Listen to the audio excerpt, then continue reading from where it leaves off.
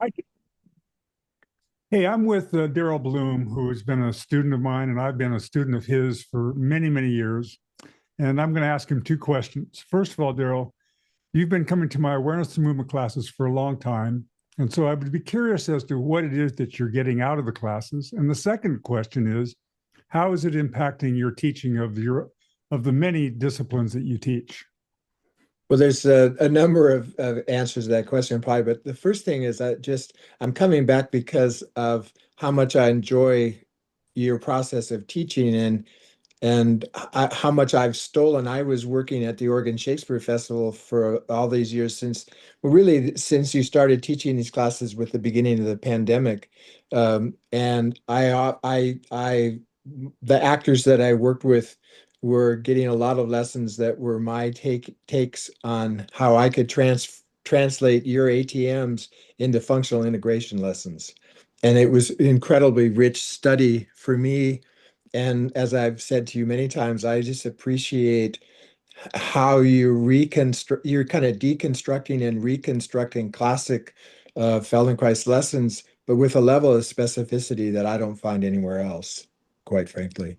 And then I'm able to apply. I mean, there's so much of what we do in the method in general, and in specifically what you've been doing with us in the classes that enrich my teaching of my Tai Chi classes, my Aikido classes. I teach Iaido, and then I do awareness through movement classes in the dojo. And then I've constructed several seminars that incorporate Feldenkrais and either Aikido or Tai Chi. And I'm looking to do more of that. So I go to the classes, quite frankly, to steal as much as I can from teaching. Yes, sir. It's Abby Hoffman all over again. That's right. Steal this book. Book. That's right. That's right. So it's great. Yeah. I Oh, hope it keeps going for a long time. and for yourself personally, what really happens for you personally? I mean, you're playing pickleball, you're doing all these things, but this investigation is becomes very, very personal. It does. And the truth be told, a lot of the times I'm modifying because I'm 75 and I have quite a litany of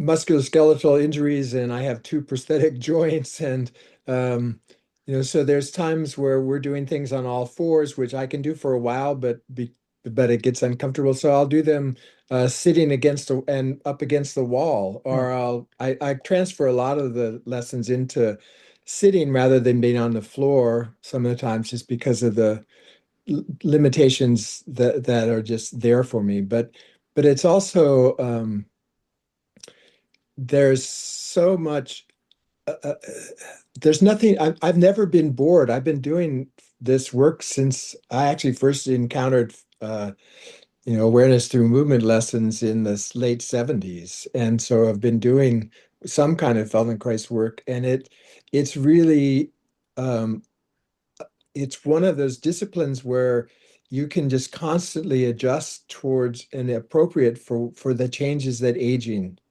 creates. So that's one of the things that keeps me moving in ways that I think it enhances and supports all of the other. I'm still teaching Aikido. I don't do a lot of the stuff that I used to do in terms of taking falls, obviously, and I still, and I don't know what I would be doing. To me, Tai Chi and Feldenkrais are so Right. They're married. they're They're just really married. married, yeah. And some of the little things that we've been doing, like finding the little clocks under our heels with those rotational, which first was a kind of a revelation for me because I realized, oh God, I've been doing that. It's like, Right. and then to be able to articulate it to my students, and many of whom have been really excited about finding that kind of way to find that extension through the spine through how we engage the ground from, and just the whole idea of switching our focus from stacking ourselves up on top of ourselves as opposed to bringing ourselves from underneath to Right. support ourselves in upright. And then I'm always been fascinated with evolution. And So, I mean, I think what you meant is the way we are so continually thinking in terms that we're stacking ourselves over our feet, over our Exactly. joints, or Yeah. stacking our torso over our, why is it let's go to evolution in a moment, but why is it so damn difficult? Like a moment ago, you said we're on our hands and knees. Ah, yes. Why is it so difficult for us in the Feldenkrais world to simply catch ourselves in that language? Because just the language itself speaks to the way that we view ourselves in the field of gravity. Yeah.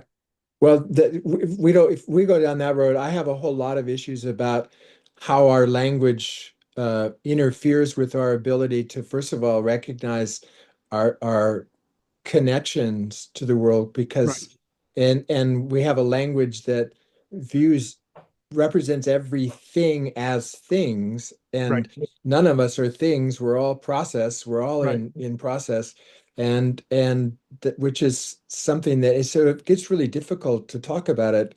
But when you, for me, flipping my attention to having the sense of how do I capture the the forces that lift me away from the ground, which has, you've been very clear about was like 350 million years of evolution Right, that's behind that action.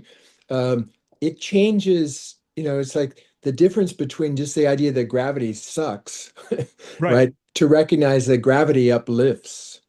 I right. have a student, a Tai Chi student of mine who's also a teacher in her own right, and one of the things that she would classically tell her Tai Chi students is sink your breath and lift your spirits.